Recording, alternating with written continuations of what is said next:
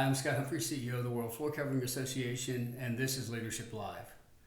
To great leaders, there are two words that go hand in hand. One is risk, and the other is persistence.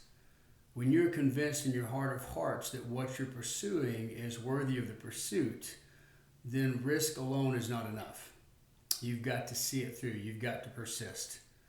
Another word you might add into this, because risk often involves failure and persistence, is that word in the middle, failure. Because those great leaders that we often aspire to be have often failed many times, but they don't quit.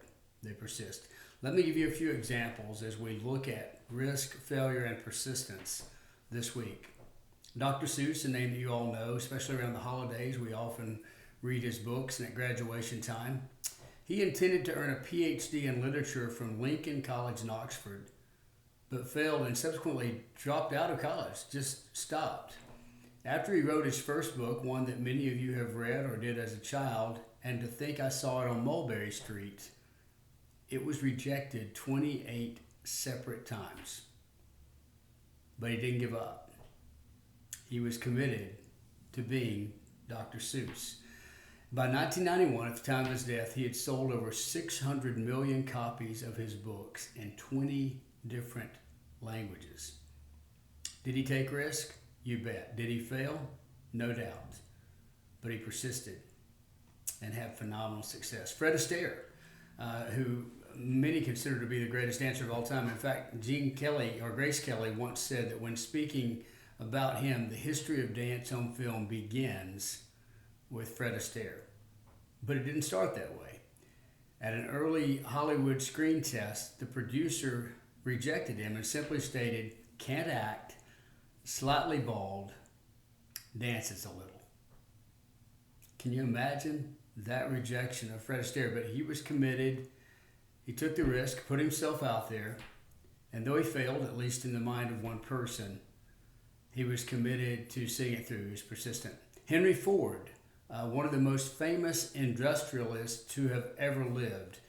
He helped bring transportation to the common person. But his first company went bankrupt. And his second company failed as well. In fact, in the second company, all he was able to walk away with was the name Ford. But he didn't give up. And then I'll close with this one of my favorites, because I'm a big Rocky fan. But Sylvester Stallone. In his early life, he was homeless for a period of time. In fact, for 3 weeks, he lived in the New Jersey Port Authority bus station and just survived off begging. That's all he could do. When he wrote the script for Rocky, he was so poor that his electricity was turned off and he had to sell his dog for $25 just to get the lights turned back on. You know the rest of that story, but before the success, he was rejected by talent scouts, get this, over 1,500 times. Listen, don't let failure define you. Don't be afraid to take a risk. We're going into that time of year when we're looking at New Year's resolutions, and that's what those are, a risk. Remember, I'll tell you, and I'll be going through this in a couple of weeks, but the time to start your New Year's resolution is before the new year, because at the new year, you've already trained yourself to fail.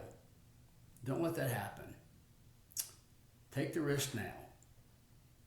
If you fail, you join a pretty elite group of people who have also failed in their life, but have persisted, who have seen it through. That's what great leaders do. They take risk. Sometimes they fail, but they always persist. Now go out there and lead.